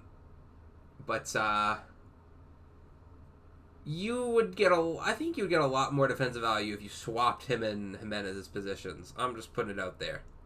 You know? You put him at second. Yeah, I think so. You put Andres, who is a Platinum Glove winner, if I remember right, Platinum Glove. You put him at short. Probably getting a lot more defensive value. On a team, by the way, that really values defense. Yeah, I mean, this is going to be a third straight team Gold Glove, I would think. So probably. I'm pretty sure they have. Let me look up their defensive value, because I'm pretty sure it's first in the league, and I don't think it's close either. They are. Oh, why do you do that? Oh, whoops! I'm on player by accident. Whoops. Sorry, you were saying. Oh, so did you see the clip from Shane Bieber on Gate 14's podcast talking about the pitch situation in Cincinnati? Remember when he's having some issues? I did not see the clip. Hold on. Sorry. That was so funny. I have their defensive value up right now. So in the AL specifically, Toronto's defensive value, according to Fangraphs, it's nearly 3 times the second place team, which is Boston. It's nearly triple. I mean, they got the... Listen, they might have, like... How many Gold Glove winners do they have in their lineup? Or, not Gold Glove winners, but, like, how many Gold Glovers do they probably have in that lineup right now? Kirk is probably going to be one of them. Debatably the best defensive catcher in ball. I don't think that's a stretch. I'm pretty sure, like, according to defensive value, he's, like, the most... According to Fangraphs, he's the most valuable defensive player in the league right now, according to defensive value, if I just sort it. You're probably looking... Low-key, Ernie Clement's going to be up there, too. I don't know what category he would count for. Varsho obviously is a he's not going to win it because he hasn't played much, but he is that level. I'm thinking of, like, literally, like, within, like, the end of the season, like, awards. Like, Kirk's probably going to be up there for catcher. He'll probably win it, I think. Or he Kirk, should win Ernie, and on. Well, the thing is, Jimenez has only played like 80-something games. I don't think he's going to win it. Yeah. Yeah, that'd be but if we're talking about when they're healthy and their potential, then you have Kirk, you have Ernie, you have Jimenez, you have Varsho. That alone is, like, ridiculous. Miles Straw is very good, off the bench. But underrated one. Wait, no. Low-key, you know who's been ridiculous with the glove this year? Who? Ty fucking France. Oh, I didn't even think about that. He's been the best defensive first baseman in baseball. 10 outs above average. Yeah, I think he has a legitimate shot at the goal. I wasn't even thinking of that, to be honest. 10 outs above average after, like, almost every single year of his career, he's been, like, negative by, like, a good margin, too, which is, like, kind of... Oh, wait, sorry, I'm looking at the wrong thing. Look at the wrong thing. That's not his outs above average. No, he's always been... Oh, wait, yeah, no, sorry, I'm still correct. I was looking at the wrong thing, but it's still right. I thought he was a good defender, a decent defender, at least. Every other year, it's been negative. Last year, it was -1 at first base. It was -12 overall. They had this guy at... Oh, wait, sorry. I'm looking at the... Yeah, 2024, it was -12. 2022 was -5. 2021, -3. 2020, -1. 2019, -2. He's always been a negative defender, and then this year he just said, hold on, let me lock in really quick. Let me lock in. Yeah. But yeah, back to the Bieber thing. So he was using PitchCom in Cincinnati. He doesn't really use PitchCom because I guess he was confident with the catchers he had in Cleveland, but obviously new team, new catcher could use that help, kind of get into the mindset what to throw, what Kirk likes him to throw. And he was having some issues. He said the casing came off and he just kind of like put it, like jammed it together. And then he hit like cutter on the thing. And all he heard was knuckleball. And he's like, wait, what? He's like, yeah, he laughed. He's like, yeah, I'm not doing that. Um, Kirk calls time, comes over, like kind of like, just we're figuring this out. We're gonna fix it. And then he just puts it in his pocket, and then he just keeps reading stuff out without him pressing it. So it would be like splitter, pick off, pick off. So Kirk had to come out and be like, "Are you doing this? Like, are you calling for this stuff?" I just thought that was pretty funny. Like, it say knuckleball. Just say knuckleball. Like, he's never thrown one in his life, and it's just imagine. Yo, imagine that. No, like, imagine who's like a absolute just like velo demon. Like, this starts like 103, 104, something like that. Imagine like Mason Miller. Joyce. Imagine like Mason Miller. You're the catcher, and that just says you hear that in your ear saying knuckleball. I'm going out. I'm like Ben Joyce, and it's Ben Joyce is just, hey, throw a knuckleball here. I'm like, hold on, what do you, like, I'm just like, buddy, what are you talking about? That would be a funny troll if a catcher, it's just like, obviously not an important game, but if you're on like a bad team or it's like late in the year and it's just like, you got like imagine last start of the year, it's Scherzer, for example, just to get an extra rep, we already clinch everything. And then Heineman just is like, all right, throw a knuckleball here or whatever. And he's just like, all right, and then tries it. Oh, it'd be so funny. Oh man, that would be a funny one. There's been a few other things that have happened since the last time we recorded the pod. Tariq Skubal had an injury, underwent imaging, and then it came back clean. It almost looked like he could have been done for the season too, but he ended up being fine. That was scary. That was spooky. I remember I saw that and I was like, oh god, that's not good. And then, like, imaging came back clean, made his next start, whatever, right? So, it is what it is. Another thing is, Kyle Raleigh set the single season record for home runs by a switch hitter when he hit 55 and 56. He passed Mickey Mantle. With this, though, there have been some pretty nasty narratives surrounding the Kyle Raleigh thing. Granted, we did break a lot of this down when we did our little narrative ball episode. A lot of people have, and it all relates to the MVP race, right? Yeah. People have been like, well, no one's ever hit this many at a switch hitter before. And I'm like, well, that's great, but his OPS is like 180 points lower than Aaron Judge's. There was this tweet. It was like, if you took this many points off of Judge's OPS, he'd be Kyle Raleigh.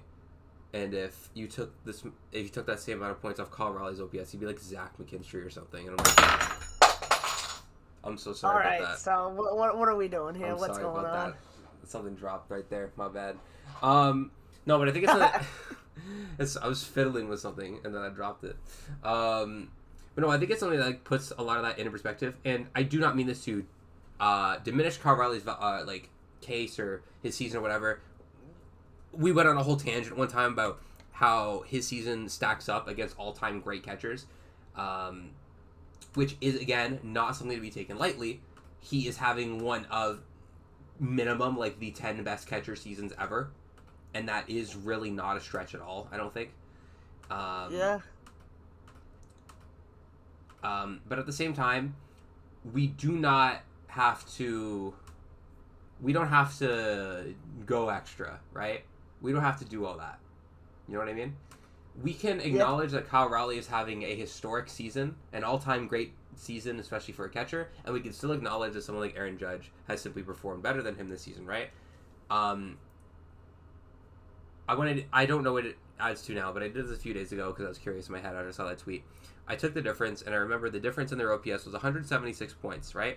I took that difference off of Kyle Raleigh's OPS, and it would have tied him with Zach McKinstry, who was like 63rd or something in OPS. That is how I look at it, right? Now again, we do understand that Kyle Raleigh is a very good defensive catcher. However, if you look at something like WAR, which I will also say is not the end-all be-all, that is directly baked into the value. When you start bringing up a lot of semantic stuff into an MVP case, like, oh, well, he's a catcher. Well, what would his team do? That's when you really start losing the case. Because those are things, especially in baseball, we talked about it in the injury segment. Something like well, if this player was off this team, that is not something that matters for something like this. One player does not have a ridiculous amount of impact that he's going to drastically alter the course of the team, right? Am I saying that they would be better without Kyle Raleigh? Absolutely not. They would obviously be worse. The Yankees would obviously be worse than without Judge. That is not something that I am trying to argue, right? But at the same time, we can also acknowledge that Judge has just kind of been better. You know what I mean? Yeah. Like, we don't need to be doing all this extra business. You know what I mean? If I'm not even saying that Kyle Riley's like an invalid MVP pick. I've just been seeing so many stupid arguments for it. If you got to say he's a switch hitter or he's a catcher and that's why he should win, you've kind of lost the plot, right? It depends how you use the catcher argument. If you use the catcher argument as in he has elite defense at the catcher position, sure. But if you're just saying because he's a catcher, I don't like that argument. I saw some people bring it up, and I don't think it's quite the same thing, but people were bringing up, like, 2021, like, Salvi Perez. People were like, well, why wasn't he getting MVP right? And obviously it's different. Obviously it's not the same thing. He was not nearly as good as Kyle Raleigh has been, and obviously he was going up against, like, Shohei, who won unanimously and should have unanimously won. But the home runs are great, but Judge is a 200 WRC plus, which is 41 higher than Kyle Raleigh. Like, it is just... Like, it's not close in that stat. Yeah, so, I genuinely, like, don't really think it's close either. Like, not that I don't think it's close. I think Judge, at this moment in time, as of September 19th, 4:40 p.m., that could change by the end of the season, yes. I think he comfortably has it. Like, it should be him. It should be, yes. And to be honest, it should be his 4th MVP, not his 3rd. I'll be totally for real with you. Yeah. It should be his 4th, man.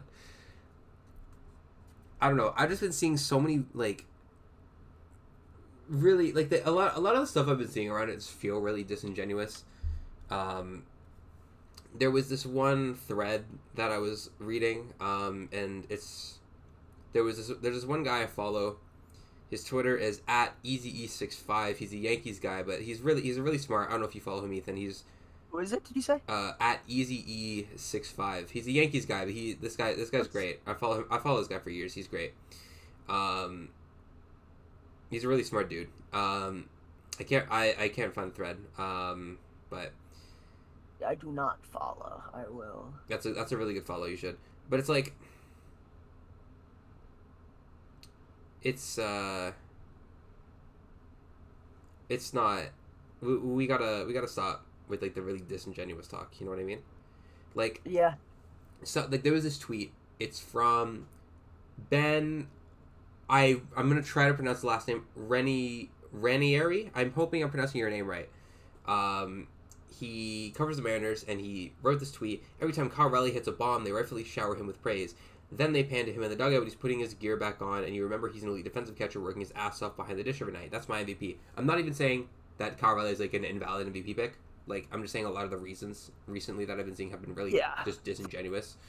Someone replies, just not even close to being MVP. Let's take a look at the year that Judge is having. Have some common sense. And someone just says, well, Judge doesn't catch. Shut up. And it's like, what are you talking about, man? Okay, put it this way. Judge has DH in about, I want to say 30% of the games he's played. He's played right field well below average defensively in right field. His WAR is higher than one of the best defensive catchers in baseball. That just shows how good offensively he is, that his WAR is still higher. Exactly. By like a decent amount, by like half a win. Exactly. Over half a win. With a little bit less volume, albeit not very much, that I think it would make much of a difference, to be honest. But even so, it's like, again, his OPS... I mean, Riley's had more plate appearances. His OPS is like, it's like worth, you want to say, like, what, 10 games? It's not really that crazy, I don't think. No, but point is, it shows how much better offensively he's been, aside from the home runs. Yeah. And even that, it's not like Judge has like 25 home runs. He's literally going to hit 50 again. Someone said Judge isn't MVP because he doesn't get hit in the throat. And I'm like, what are we talking about? What? What are we talking about, So we want Judge to get hit? If you... Actually, that's not true. That is not true. I saw Volpe hit him with a ball when they were running back to the again. Yo, of course it's Volpe. You remember that? No, I don't. Oh, so yeah, it was like a thing they do when they always like throw the ball back after an inning. Volpe threw it. Judge wasn't looking and hit him in the head or something, or hit him like up high. Of course it's Volpe, bro. Yeah. Of course it's Volpe, man. Who else but Quagmire? Who else but Quagmire? Who else but Anthony Volpe? Like, again, nobody is trying to diminish the value that Kyle Raleigh brings as being an elite two-way catcher.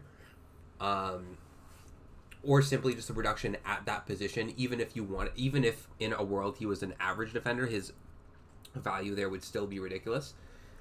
Right. No one is trying to diminish that. It is an elite all-time great catcher season. It is top 5 in WAR for a catcher all time. Fangraphs has him tied with Gary Carter. 1982 Gary Carter for 5th all time. That's ahead of like Joe Mauer at his peak, Brian McCann at his peak, Johnny Bench at most of his peak seasons, Roy Campanella, Carlton Fisk, Yachty. Like, this is not something that is being diminished. No, I think that Cal Raleigh's gotten a ton of praise, and it's warranted. I just think that, like, here's the thing. I personally think a lot of people don't like to see Judge the MVP because, one, he's won a bunch already. Two, he's a Yankee. Whatever the reason might be, it's all bias. I feel like. I think if you look at the stats from an objective standpoint, Judge is the MVP. Yeah. Judge is the way better hitter. And his offense, again, is just so much better than Raleigh's, to the point where even Raleigh's elite defense at a premium position isn't enough to give him a higher wins above replacement. Which just shows how generational Judge is offensively. I think that if Judge was in like a 180 WRC plus, like his WRC was like 20 points higher than Raleigh, I'd get it. I'd be there. The defense would be probably the separator for me at that point. But this isn't close. Yeah, it's just when it's 159 to 200, that's just way too big to just say, oh, but his defense. Yeah, this is too big of a jump, you know what I mean? You have to be close enough to make that. I do not think that Raleigh is close enough. Judge is quite literally putting, like, close to prime Barry Bonds, like, WRC plus numbers. Like, 2003, Barry Bonds had a 212 WRC plus. Judge is at 200. For a good chunk of the season, he was at 220, if you remember, before he got hurt. Oh, yeah. And it's crazy to think that, like, this is, like, him after playing down for so long. Yeah, so if we really want to do the semantics thing, I can just say that, well, Judge played with an injury. If you really want to play the semantics game, which, again, I think is stupid, because at the end of the day, it's on the overall value that you provide, and don't bring the team into it. We're smart enough. It's 2025. We shouldn't be doing the team argument in an MVP race in baseball. We're smarter than this, people. Like, come on. It's like when people... You remember when people were trying to discredit Jacob deGrom's Cy Young case because he was like 9-10? Yeah. Even though he was like having like one of the best pitching seasons since like Bob Gibson. Yeah. It's like that kind of thing. Because I've seen people say that. I'd be like, well, if you took Raleigh off the Mariners, they'd be out of the playoffs. And if you took Judge off the Yankees, they'd still be in a playoff spot. And I'm like, shut up, bro. Shut up. I don't care. I don't give a fuck. Like, I don't give a fuck, man. Just shut up. Yeah, so a guy doesn't deserve MVP because his teammates are good. That is exactly it. I hate that, man. I don't even just hate it in baseball. I hate it in sports in general because like you can lose an MVP race because like because your general manager made a good team. I think that's really stupid. I think another problem is the fact that the way it's worded, most valuable player, like if that's the case, then you have to have an award for just the best overall player rather than valuable. It's the word valuable that makes people think that, oh, it shouldn't be the best player, it should be whoever helped their team specifically the most. Yeah. Because if you're going by the direct definition of most valuable player, I think it's still Judge. But I understand why you would use that argument of, hey, Seattle's not as good. If he wasn't on the team, they wouldn't make the play. But whatever, like, that to me doesn't really show, most valuable. Or I should say that doesn't really, let me rephrase that. I don't think that most valuable should necessarily work like that, where it's, just because the team would be worse without them or whatever. Because if you take Judge off the Yankees, they're not going to be this good. Are they going to be in a playoff spot? Honestly, I don't even know. You can't 100% say that. Like, if you take any elite player off of any team, they are undoubtedly going to be worse. And it's like, this is not a new concept. I don't understand why people... Not only do they wait for award, like, narrative shit to peddle it, they will only do it for the one player. You know what I mean? It's a really disingenuous act to act like it wouldn't also happen to the Yankees. You know what I mean? Yeah. Like, it's just... It's annoying, man. It's really annoying in this case. Especially because you were talking about most valuable, and that word does mess a lot of people up, because a lot of people will interpret that word differently. I think that people in a more modern sense, or people in modern baseball now, are really more like, well, valuable is literally just who's providing the most value, which basically means who's the best player. Because how do you provide value? You play your ass off. That's how you do it, right? You be the best player. That's how you provide the most value. And I think a lot of people are really starting to get that. We are kind of out of the like team MVP stuff. I think the last player who really got that one, who got an MVP like that, it might have been Donaldson, to be honest with you. The last one that I can think of. Yeah. Because I'll be totally honest with you, I think Trout absolutely should have had that. I think he was significantly better than him that season, but a lot of those kinds of narratives kind of push it into Donaldson's favor. Yeah. Unless I'm forgetting someone after that, then whatever. But that's the last one I can think of that heavily impacted their case. Yeah, I agree. I think since that MVP, a lot of old school, like, traditionalist thought processes, like RBIs and team success and this and that, has kind of been, you know, shift over to the, has kind of been like, we've gone away from that a lot more, which I think is good. I think it's a lot. I think it's good. I think it's good. Actually, you know what? Maybe the Rick Porcello Cy Young, low key. Yeah. Maybe the Rick Porcello Cy Young, because he won it basically off wins. The thing is, that one isn't even like, you know, most valuable player. It's just the best pitcher, and the fact that he won just proves what the hell are we doing? That should have been Verlander's award 10 times. Yeah. It should have been Verlander 10 times over. I'll never forget when Kate Upton was going on Twitter talking shit about the choice of. wait, I don't remember this. Wait, what? Yeah, I'm pretty sure she was tweeting like about. Oh yeah, here's one. Hey, at MLB, I thought I was the only person allowed to fuck Justin Verlander. What two writers didn't have him on their ballot? Wait, that's crazy. What the hell? That was one of the funniest tweets I've ever seen in my life. No, that's an all-timer. I thought I was the only one allowed to fuck Justin Verlander is crazy. Yeah, and then I forget what this one was, but she said something about not going to Tampa because of losing when he lost to Snell. She said, let's just say I won't be going to Tampa anytime soon. All right, listen, that was one that, like, listen, if he was gonna, like, if someone was gonna beat Snell, it wasn't gonna be him. It was gonna be like Sale, maybe. But that's funny, bro. You know what? I think I've seen that tweet before, but I think I never like related it to the Porcello one. I mean, respectfully, funny. I wasn't seeing that when it happened. I was 12 when Porcello won that Cy Young, so like respectfully, you know what I mean? I wasn't on baseball Twitter back then. I wasn't following Kate Upton on Twitter. That's fair. I wasn't even familiar with what a Kate Upton was. I was, but anyway. Hey, that's besides the point. Hey, what do you mean by that? No. Hey, that's beside. Hey, this is a baseball podcast. We're not getting into that tonight. Hey, man. Oh, speaking of Verlander, like, how crazy is it that he's gonna pitch next year? Like, I know we were talking about it a little bit with like in the Kershaw thing, but like he's gonna be 43 next year, and he wants to pitch. Yeah. He wants to keep pitching, and you remember how bad he was in the first half, right? Like he looked like it was done. Like his ERA was almost 5.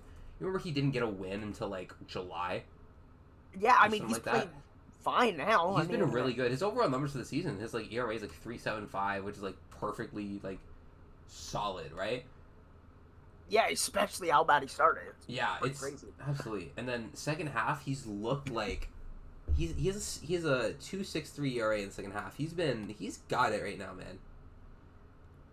Because listen, I would have thought after the first half, I was thinking like, yeah, you know what, he's done. Respectfully, he's I didn't done. even think he's gonna finish this season. I honestly didn't think either. I would have been like, you know what, if they want to try to go for a playoff spot, like they're gonna DFA him or something like that, or they're gonna release him or something, or they're gonna Phantom IL him so we can send the dugout or some shit like that. Well, right? Joke's on them. He's still pitching, and they're still eyeing a playoff spot. They are, and he's been really good. Yeah. I low-key wish that he was starting against Kershaw tonight. I low-key wish, but... Oh my goodness, that would have been incredible. Yeah, I know that that's not like the marquee like all-time mashup that you like, you know, you wait for. Just because they weren't in the same league for a long time, like in their primes, cool obviously. In primes, it was like him and Mad Bum, him and Scherzer, that kind of thing. But it's cool that we got Scherzer versus Kershaw one last time this year. That was awesome. Yeah, that would have been that. I don't think it would have been cool for later starting. But honestly, just shout out to him, man. I think that's awesome that. Hey, to be fair, he is going up against a Cy Young winner, so... This is true. He's going up against former Cy Young winner Robbie Ray. This is, that is no slouch. I just think it would have been cooler to see JV go against him. But, yeah, man, JV's been, like, really good in the second half. And it seems kind of improbable. He's doing everything better in the second half. Like, his home runs he's, like, just not allowing home runs anymore at all. Not that he was allowing them, like, at a crazy pace in the first half either. Or crazy rate, excuse me. But in the second half, there's, like, nobody's hitting any against him. He's striking out more batters now. Walks are up a little bit, but given everything else, like, it's totally fine. Like, his FIP has gone down like a full run. His ERA is down, I think, like 2 runs. I think it was like 4-7 in the first half. Yeah. He's got it right now. He's got it. He does. Unk still got it, I guess. I remember, because I saw the article, when did it come out? Like a day or two ago that he still wanted to pitch. I was like, are you serious? And I looked up how old he was. Because I was like, I gotta be misremembering his age. Because in my head, I'm like, he's 42, right? Like, how does he still want to pitch? And I'm like, oh yeah, never mind. He is 42. I'm right. He wants to be Tom Brady and play those like 45. I mean, Tom Brady's coming out of retirement. He might listen. Then is he actually? No, he is. Yeah, he's playing in this like Saudi Arabia flag football tournament. What the fuck? Yeah, I don't know. Maybe Tom Brady should focus on building us a good team. As a Raider fan, I would like a good team, please. Is he like owner or something, or is he? Yeah, he's like a minority owner, but like he has a lot of say. Like he's in the rooms and stuff. Like has a lot of say in the. Mm-hmm. I'm gonna read this quote from JV that's in this article, and it's so I love this quote. It's every day you come to the field for 4 months, and it's like, what's the way out of this? How do I make the adjustment? What do I need to do? What's wrong? Because clearly there's something wrong. I just have to try and find it, or I have to just try to find it. Excuse me. I had a new thought in the bullpen. I took that into the game, and the results have been what you see. So I'm glad I didn't give up. I love that, man. I love that. That hits my soul. Yeah. That hits my soul. That like makes me. That makes me feel good in my soul. It does. Shout out JV, man. That's another all-time great, man. Yeah. One of the best. Speaking of all-time greats, to go back to Kershaw, you think we're ready to draft? You know what? I think we are. So everyone, we are going I to. sent you a spreadsheet where we can track it for ourselves and post it like on social medias and stuff. Oh, true. So we're good there. All right. So we'll be doing a coin flip. I'll pull it up on my laptop here. Yeah. So, I'll let you explain now. Yeah. So what we are going to do, everyone, we are going to draft a starting lineup: catcher, first base, second base, third base, shortstop, 3 outfielders, a designated hitter, a shortstop, not a shortstop. Well, a starting pitcher and a relief pitcher. All of them, at one point in their careers, had to have been teammates with Clayton Kershaw. We can draft anyone we want. They just have to. We can put anyone at whatever position. They just had to have like played enough of the position. You know what I mean? For example, like Mookie Betts, we can put him at outfield, shortstop, or I think like second base would fit too. Yeah. Anything that like makes sense. Like you can't put like we're not putting put like Freddie Freeman in center field. Yeah, like we're not doing any BS like that. Like it has to make sense. You know what I mean? Yes. And whatever version of the player like we draft, let's say, the example I used with Ethan was Zach Greinke, right? If you draft Zach Greinke, albeit he was pretty cracked with the Dodgers, but you are getting the best version of Zach Greinke throughout his career. That is the version. You're getting his yes. That is the version of the player that you are going to get. We can. And I assume we're not drafting Kershaw, obviously. No, Kershaw's off. Yeah, Kershaw's off the. It has to be his teammates. I didn't put him on my board. No, I didn't put him either. Because obviously it's his teammates. Obviously. Yeah. So yeah, that's everything that we're drafting. We're not going any position order. I can draft whatever position I want first, and then we just fill it out. So I'm going to flip a coin. Ethan, you give me heads or tails? Tails never fails. 2 for 2 on the show. You're 3 for 3, I think, actually. I think it's 3. Let's go. Right. Or I thought no, you meant no, I like won before. it. No, I haven't flipped yet. I haven't flipped. And we get heads. I get the first. Okay. I get the first pick. I'm going to go with what I think to be the obvious pick. I am going. Excuse me. I am going Shohei Ohtani as my DH. What I feel at least is the obvious pick. So we are doing a. And yes, it's a snake draft. I forgot to say that on the thing, but it is indeed a snake draft. So. Or wait, no, go. Well, we'll figure it out.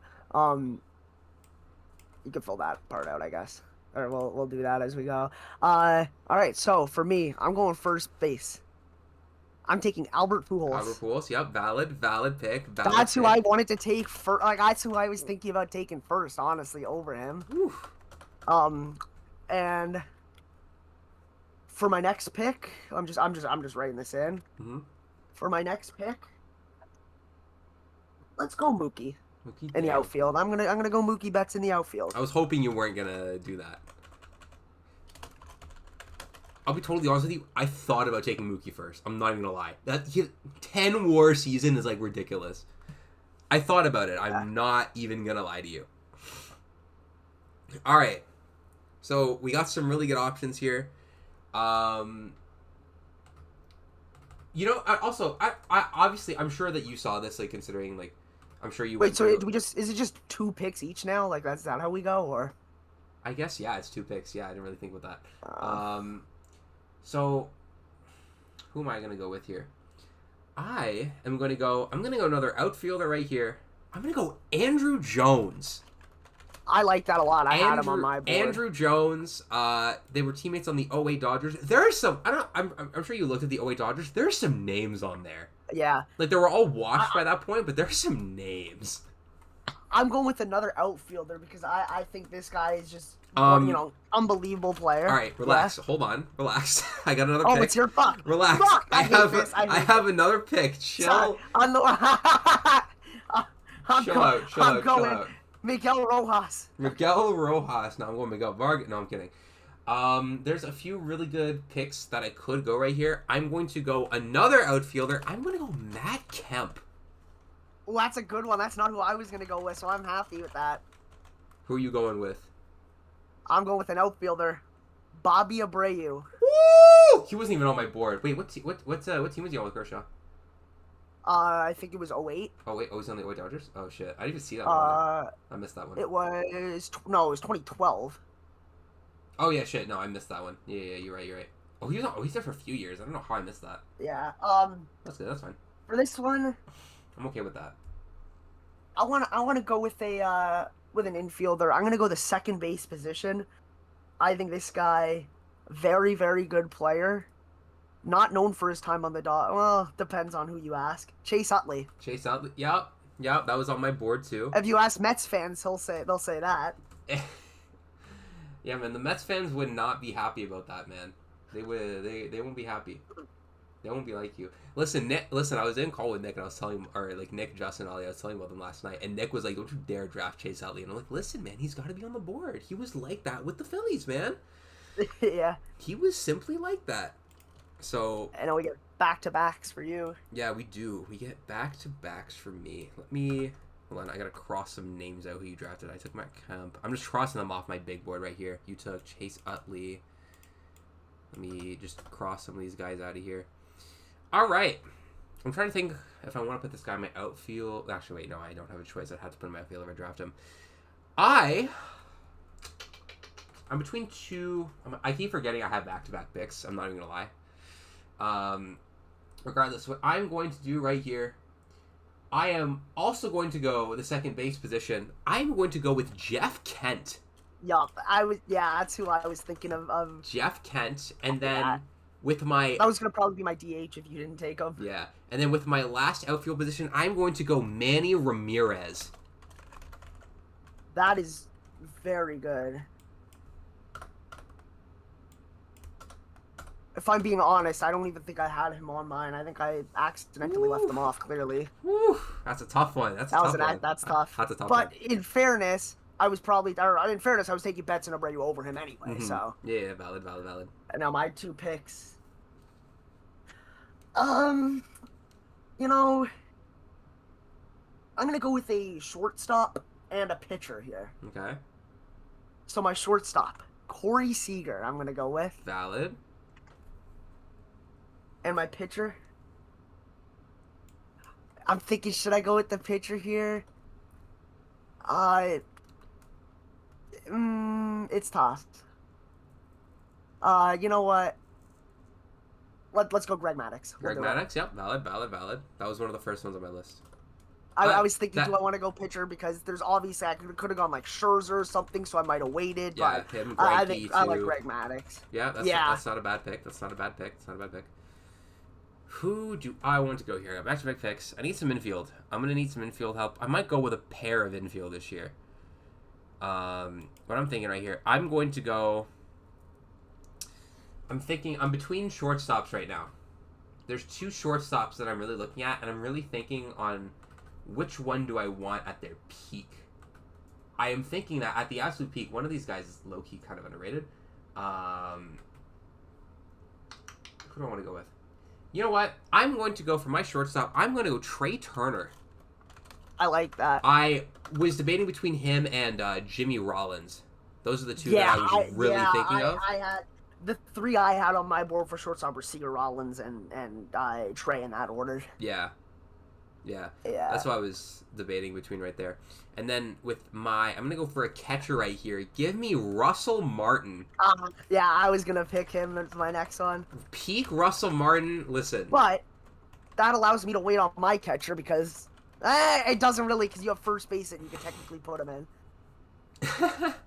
So for one of these picks, I'll say Will Smith just to get my catcher. Sure. I also had Yasmani Grandal I was looking at there too. Yeah, it was like those 3, I think. Sleeper pick, if we expanded it like a few more people, would have been like Carlos Ruiz. That would have been another good pick too. Yeah, right now I'm between a couple players. I'm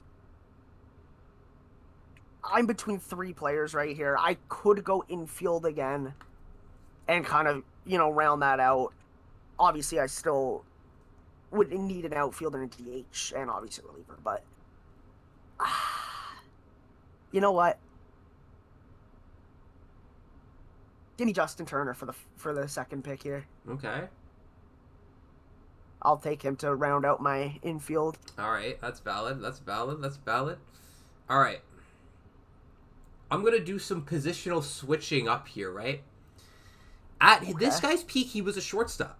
But I'm getting the peak version of him. I'm going to put him at first base because he did play first base later in his career. At first base, this might be crazy. I'm not thinking Freddie Freeman. Give me Hanley Ramirez. Yeah, that's who my next outfielder. Give me Hanley Ramirez at first base. And then at my relief pitcher, I'm not at... Do I... Give me... You know what? Give me Blake Trinan at my relief pitcher. Ooh. That peak of his powers, like .8 ERA season from him with the A's, ridiculous. I like that. Ridiculous. I was thinking it was between him and Kenley. There's also some other like ridiculous options on there, but those are the 2 that I was really thinking. But there's one I have where he's not really known as a reliever, but he did pitch in relief for the Dodgers. Let's hear it. But I'm gonna hold off. That's gonna probably be my last pick. Okay. I would say because I'm between 2 players. So let's go for the DH. I'm gonna go Freddie Freeman. Okay. And let's have some fun. See, I was between 2 guys for this last outfield spot. I could go a guy like Kevin Kiermaier, get that elite defense. Okay. But I think I'm gonna go with the Grandy man. Nope. Valid. That was the guy that was on my board too. I was thinking about him. Nomar Garciaparra, not that he's an outfielder, but that's another pick that could have gone for shortstop. Yeah. I looked at JD Martinez. I looked at Carl Crawford, as well. But I want to round out my last 2 picks. At third base, give me Manny Machado. That's a good one. And then at my starting pitcher, this is a tough one because I'm thinking the two guys who you obviously know that I'm thinking of here. I'm looking right at their names, and I'm just like, which one do I want to go with here? Jack Flaherty. Sure. Jack Flaherty, this guy says. Oh, is that not it? I don't think so. You know what? Give me Zach Greinke. Yeah, I'll go Zach. I'll go Zach Greinke here. I'll go him over Scherzer. Yeah. For your last pick, who are you taking at your relief pitcher? Look, I could go Kenley. I can. I think I want David Price. Ooh! I was thinking him, but I wasn't thinking him. I looked at him, but I was like, oh, like the starter pool isn't that deep, right? David Price is really. That's a fun one. That's a pick. That's a pick. All right. We will put up, right? Like we'll edit it in for the podcast on YouTube, and we'll put it on our socials. The final board, what it looks like. Absolutely. Our teams, and I want you guys to sound in. Let me know, or let us know which team is better in their peaks. At their peaks, which team are you taking in a 7-game series? Hype it, or well, since we only have one pitcher and a reliever, let's say just one game, winner take all. Who's taking it? Absolutely, man. These are some squads right here and some pulls right here, man. You know what they were telling me to do in call last night? What? They were telling me to try, and I'm not gonna lie, I almost did it with my last pick. I almost did a little bamboozling with my last pick, and I didn't. Admittedly, I decided not to do it because I think it's kind of stupid and cheap. Kershaw and Evan Longoria were teammates in the 2007 Futures game, and I was like, do I do this just for the bit? Dude, I was thinking that, like, I was genuinely looking like, should I do like a high school teammate if he has someone notable, or like a minor league? I don't know. I think Nick started looking at his high school teammates too. I was like, yo, relax. Yeah, it's like, I mean, maybe, why not? That would have been a funny one. I almost waited for that's why I didn't pick a third baseman for so long, because I was honestly thinking about it, and then I was like, no, I'll go major league teammates. I think that's kind of cheap. I'm not gonna lie. I did look to see if he played with Jordan in the minors, like on a rehab assignment or something like that. That would be funny. That would have been a funny one there. But yeah, that's our squads, man. Just for a quick recap, for me, I have Russell Martin at my catcher. I have Hanley Ramirez at my first base. Jeff Kent at second base, Manny Machado at third, Trey Turner at shortstop. My outfield is Manny Ramirez, Matt Kemp, and Andrew Jones. My DH is Shohei Ohtani. My starting pitcher is Zach Greinke, and at reliever I have Blake Trinan. And I've got at catcher Will Smith, first base Albert Pujols, Utley at second, Justin Turner in the hot corner, Corey Seager at short, Betts, Abreu, and Granderson in my outfield, Freddie Freeman DHing, Greg Maddux on the bump, and to close it out, David Price. There's some dogs here, man. There's some dogs right here. And we didn't take Rollins, and there was another Philly that I was thinking about taking, Shane Victorino. He was on my board too. He was on my board. They had a lot of Phillies. He was on my board too. Not that he's a Philly, but I guess now he's D. Strange Gordon was like on my board. Before I saw the Jeff Kent one, I was like, oh wait, never mind. Yeah. Jeff Kent was one that, like, I was between him and Utley, and like I knew that if I got Utley, then I wouldn't need Kent. But then if you pass on him, like, if you passed on Kent after the Abreu and Utley picks, if you went Manny and somebody else, then I would have taken Jeff Kent and then Corey Seager probably. Another weird one. You know what feels weird to leave him off here? Cody Bellinger didn't get drafted. Felt weird to keep him off. Yeah, I mean, yeah, he was obviously on my list. Obviously. It's just kind of, I don't know. It's just, he had a couple years that were really good. I just feel like overall, though, Betts and Abreu on my team are better. And then on your team, I think all three of your outfielders are better. Yeah. I guess over Granderson, you have the argument. And looking back, maybe I do take Bellinger over Granderson. But you could have done. You could have Mookie at second, put Bellinger in the outfield. I could have, yeah. That would have been a play right there. But I mean, Granderson, that's a 40-plus home run guy in his prime, so I'm not losing sleep over that pick. We're not losing sleep over, we're splitting hairs between elite players here, like, it is what it is. But yeah, that is the Clayton Kershaw teammates draft. We'll get both the teams up there. We'll get the draft order and everything. We'll get that all posted on everywhere. It'll be in the YouTube video. I'll make sure to put it in for you guys that are on the YouTube side of things. If you're on the Spotify or Substack, go check out like Twitter, Instagram. It'll be posted on both of those. But yeah, that is the all Clayton Kershaw teammates draft. Let us know who you think got the better squad. I think that is all that we have for today. This is another shorter one. What are we at? Like an hour 45? We're at an hour 44. Yeah, I think so. Another shorter one. Next week, everyone, is our last episode of the regular season before the playoffs start. Make sure to tune into that. We'll be that's gonna be an episode, all right. Last one before the playoffs start, obviously.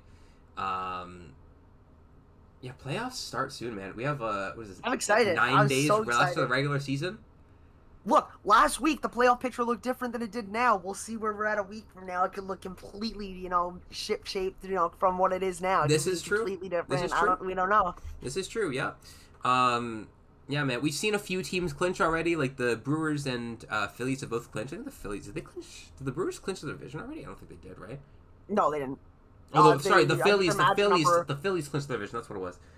Their magic number is probably like 2 if I had to guess, because I think they're 6 up on the Cubs. So I would have to guess like if they win and the Cubs lose, then they'll probably clinch or something close to that. Yeah, something like that probably. Something like 3, 4 maybe, something like that. But yeah, we'll probably have a better look at everyone who's clinched. A few more teams are sure will have clinched by then, whether it's playoff spot, division, whatever it is. So we'll have a look at whatever transpires a week from now. We'll take a look at that. Anyone who is still with us, thank you so much. If you fast forwarded, go back to the start and listen to the whole thing. But regardless, thank you for clicking at all. If you listen to us any point of the way, doesn't matter. Thank you so much. Support means everything. And again, we will see you in a week for our last episode of the 2025 regular season. That's going to be a fun one. And we'll see you guys then. Everyone take care.